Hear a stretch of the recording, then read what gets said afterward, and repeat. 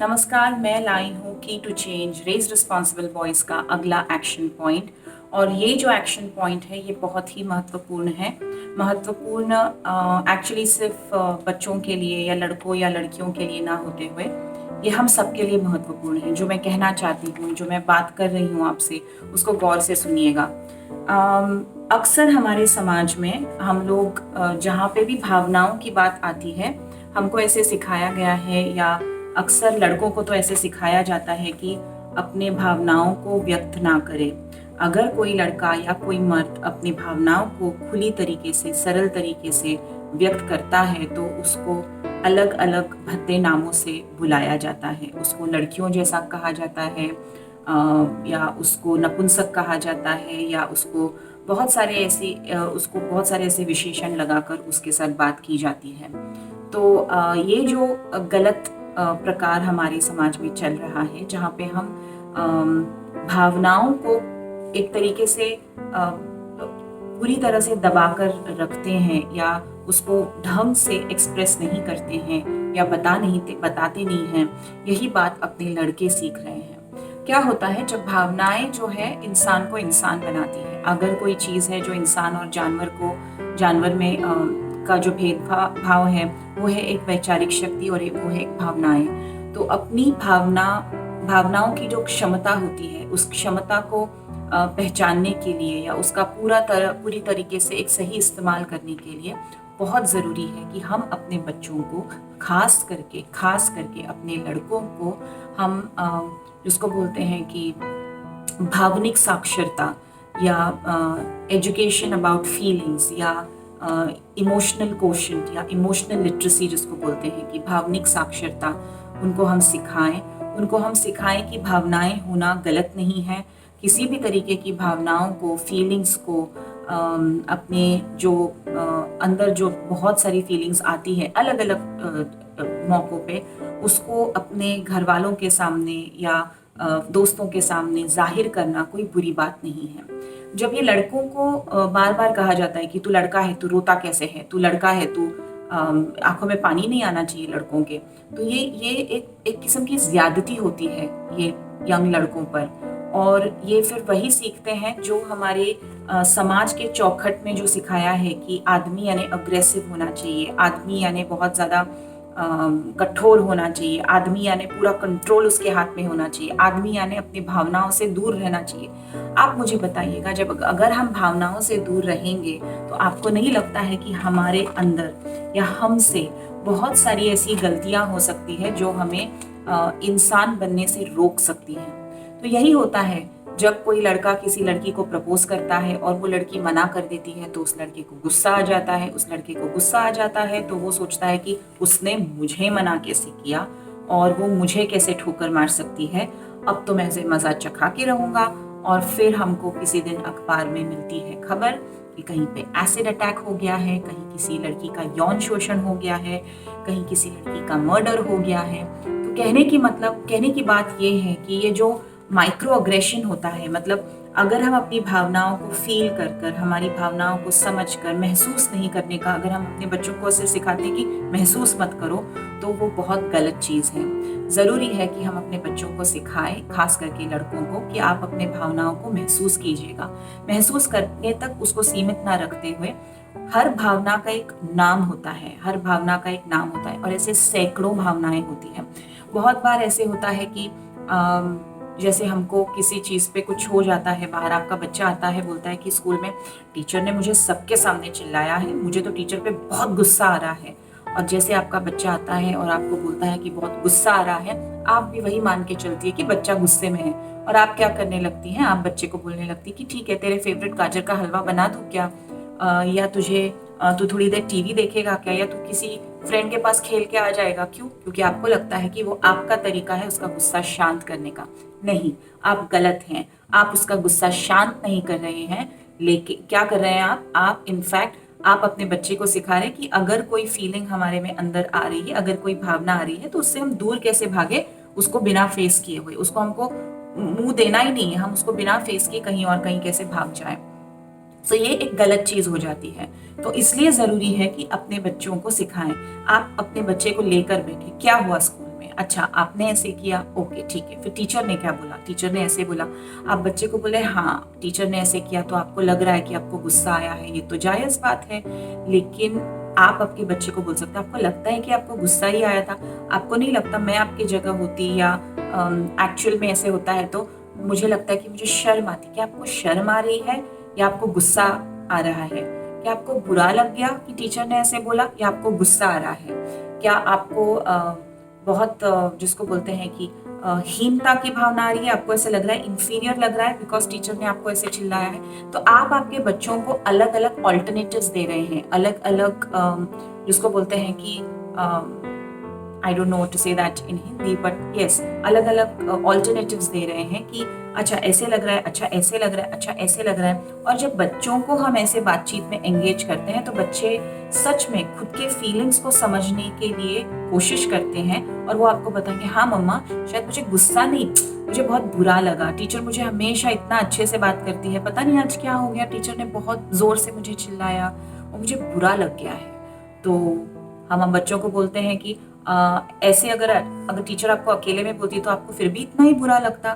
तो आप बोलते कि हाँ शायद अकेले में बोलती तो मुझे बुरा नहीं लगता। तो इसका मतलब क्या है कि आपके बच्चे को बुरा लगने से भी ज्यादा किस चीज की भावना आ रही है, उसको ऐसे लग रहा है कि शर्म आ रही है, एम्बैरेस्ड फील हो रहा है। तो आप आपके बच्चे को समझाते हो कि एम्बैरेस्ड फील हो रहा है and it's okay to feel embarrassed, it's okay to feel this feeling. तो लड़कों को ये सिखाना कि it's okay to feel something, लेकिन बात सिर्फ फीलिंग्स तक नहीं रुकती है, बात सिर्फ भावनाओं तक नहीं होती। हमारी भावनाएं हमारी क्रियाओं को, हमारी एक्शंस को, हमारी डिसीजंस को बहुत बहुत स्ट्रांगली अफेक्ट करती है। और चूंकि हमारे पास वो शब्दकोश ही नहीं होता है भावनाओं का, हम हमेशा अपनी भावनाओं को गलत शब्दकोश यूज करके, गलत शब्द यूज करके अपनी भावनाओं को और ज्यादा जिसको बोलते हैं कि नेगेटिवली उसको हम बाहर लाने की कोशिश करते हैं। जैसे मैंने अभी का एग्जाम्पल बताया कि बच्चा गुस्से में नहीं है, बच्चे को शायद बुरा लग रहा है या बच्चे को एम्बैरेस फील हो रहा है, लेकिन अगर वो बार बार ये बोलेगा खुद को कि मुझे गुस्सा आ रहा है, गुस्सा आ रहा है, तो अगले दिन शायद वो स्कूल में टीचर को जाकर कुछ बोल देगा या टीचर पे चिल्ला देगा या टीचर को कुछ उसके खिलाफ कुछ कर देगा या टीचर को धमकी दे देगा, कुछ भी गलत कर सकता है क्योंकि वो गलत सोच रहा है, क्योंकि जो उसकी फीलिंग है और जो उसके पास शब्द है ये दो अलग अलग चीजें हैं। तो हमको क्या करना है, अपने बच्चों को ऐसे साधन देने हैं जहां पे उसकी भावना और उसका एक्शन ये दोनों चीजें एक समान हो। और एक्शंस कैसे होते हैं कि एक बार आप जब भावनाओं को फील करते हैं, जिसको हम बोलते हैं इमोशनल लिटरेसी, भावनात्मक साक्षरता, अगर आप गूगल पे जाएंगे तो आपको सैकड़ों भावनाएं मिलेंगी, सैकड़ों भावना। ओके बाय द वे, भावना किसी लड़की का नाम नहीं है, भावना is emotions that I am talking about. So आपको you will get this wheel of emotions, list of emotions जो आप डाउनलोड कर सकती हैं, फ्री रहता है ये सब कुछ, एंड आप खुद के लिए भी यूज कर सकती है, अपने बच्चों के लिए भी यूज कर सकते हो। खास करके पिताओं का काम है, daddies, fathers, they play a huge role. आप खुद भी अपने बच्चों के साथ ऐसी हर चीज में बच्चों को ये पूछना आप क्या महसूस करते हैं, आपको क्या लगता है, कौन सा इमोशन आप महसूस कर रहे हैं। अगर आपके पास है वो लिस्ट तो आप लीजिए, बच्चे के साथ बैठिए लिस्ट के साथ सामने और बोलिए ओके ठीक है, आपको ऐसे लग रहा है क्या, ऐसे लग रहा है। तो अपने आप बच्चों का शब्दकोश बढ़ता है।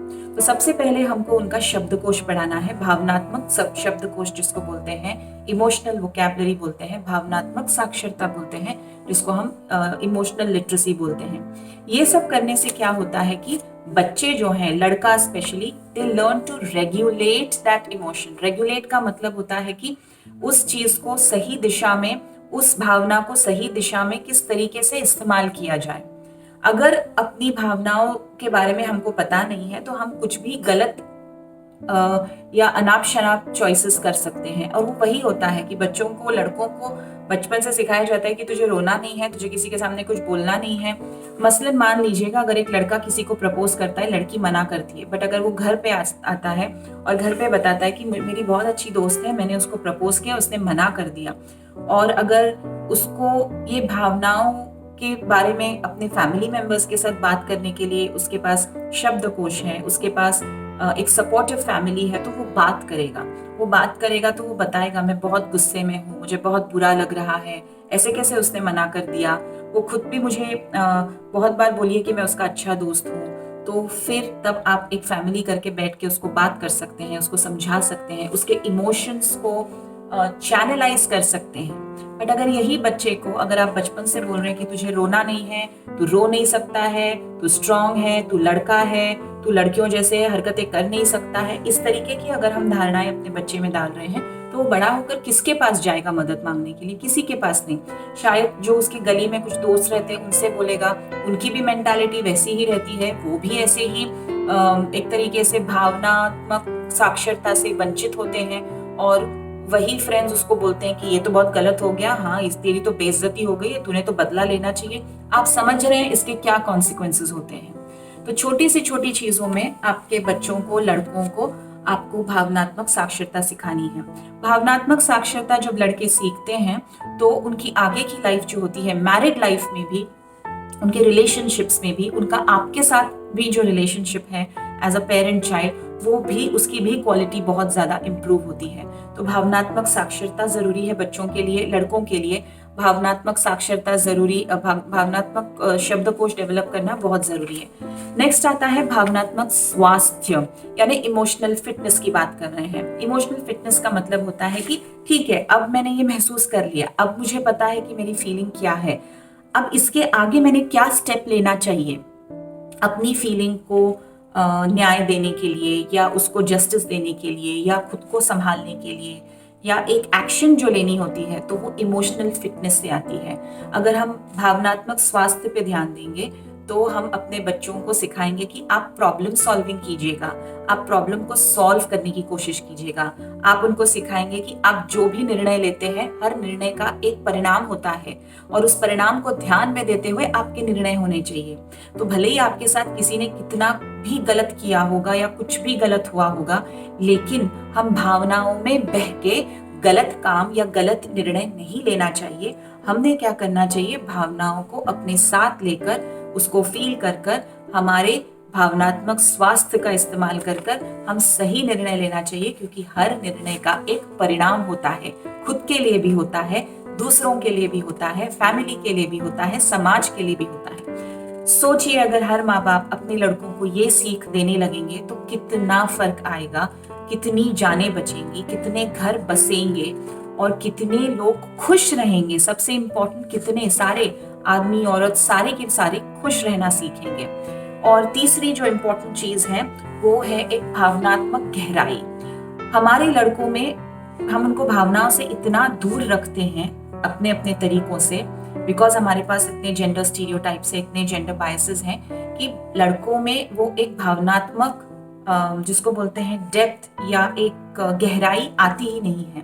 उस गहराई को लाने के लिए आपके घर के कॉन्वर्सेशंस, यानी आपके घर की बातचीत, आप घर में आप खुद कैसे इमोशंस को लेते हैं, बच्चों को कभी भी शर्मिंदा नहीं करना चाहिए। अगर आपको छोटा बच्चा आके बोल रहा है कि मुझे बहुत डर लग रहा है अंधेरे से, मैंने बहुत बार देखा है, मैंने सुना है, ये हम मीडिया में भी देखते हैं, हर जगह देखते हैं कि तुरंत माँ बाप बोलते हैं, अरे तू लड़का होके कैसे डर सकता है, या कोई उसको मार के आ जाता है तो ये तो लड़की होकर उसको मारती है, लेकिन मेरा लड़का रहकर भी सामने वाले को मारता नहीं है। ये जो भाषा है, ये जो गलत गलत सलत चीजें हम लोग कर रहे हैं हमारे रोजमर्रा की जिंदगी में, इन सब चीजों को बंद करना है। गहराई डेवलप करने के लिए, अपने बच्चों में वो इमोशनल डेप्थ डेवलप करने के लिए, खास करके लड़कों के लिए, आपको उनको आत्म परीक्षण सिखाना होगा, आपको उनको आत्मनिरीक्षण सिखाना होगा, और उनको सिखाना होगा कि आप जितना खुद के अंदर जाएंगे उतना आप बाहर एक व्यक्ति करके, एक सक्षम व्यक्ति करके उभर के आएंगे।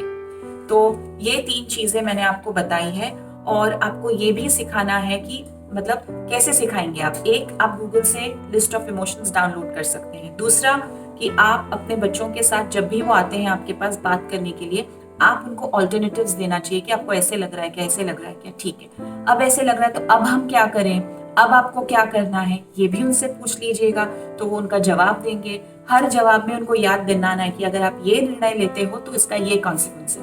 मान लो कि कोई बच्चा बोलता है कि मुझे जाके टीचर को थप्पड़ मारना है, उसने मुझे चिल्लाया है, तो बच्चे पे चिल्लाने के बजाय, या उसको उस पे हंसने के बजाय, या उसको डांटने के बजाय, मुझे लगता है कि सही चीज है अच्छा, आपको बहुत बुरा लग रहा है, आपको इतना गुस्सा आ रहा है कि आपको टीचर को मारना है। ठीक है, अगर आप टीचर को मारोगे तो उसका क्या परिणाम होगा? उसका ये परिणाम होगा अलग-अलग चीज़ें। लेकिन क्या हम कोशिश कर सकते हैं टीचर को समझने की? जिसको बोलते हैं इमोशनल एम्पैथी। भावनात्मक तरीके से ये खुद को सामने वाले की जगह पे रख के सोचना कि क्यों हुआ, क्या हुआ? क्या पता टीचर के घर पे कुछ टेंशन हुआ होगा, क्या पता आपने आपसे कुछ गलत हुआ है जो आपको अभी समझ में नहीं आ रहा। मे बी अगर आप खुद को टाइम दोगे तो समझ पाओगे। इस तरीके का कॉन्वर्सेशन घर पे होना ज़रूरी है। और सबसे महत्वपूर्ण भूमिका है सारे मेल फिगर्स की घर में कि वो लड़कों को ऐसे दकियालूसी बातों की तरह से दूर रखे। ये कहना कि भावनाएं होती नहीं, क्योंकि बहुत बार बच्चे हमको ये बोलते हैं कि मेरी दादी गुजर गई बट मेरे पापा रोए ही नहीं, वो बिल्कुल रोते नहीं, वो स्ट्रांग है। तो ये थिंकिंग प्लीज छोड़ देना चाहिए आपने। बहुत सारे आदमी लोग when they are young they don't cry, but बेटी की विदाई में बहुत रोते हैं। सो मेरे खुद के dad also, I have never seen him cry, but then he cried when I got married. Oh sorry, I spoke in English. मेरी शादी हुई तब मेरे डैड बहुत रोए, और उनको रोते हुए देखना was like a big thing for me कि पापा कैसे रो रहे हैं। तो एज होने के बाद अपने आप रोते हो, इसका मतलब इमोशंस हर आदमी में, हर मर्द में, हर लड़के में होते हैं। इन इमोशंस को सही तरीके से चैनलाइज करना आपके हाथ में है।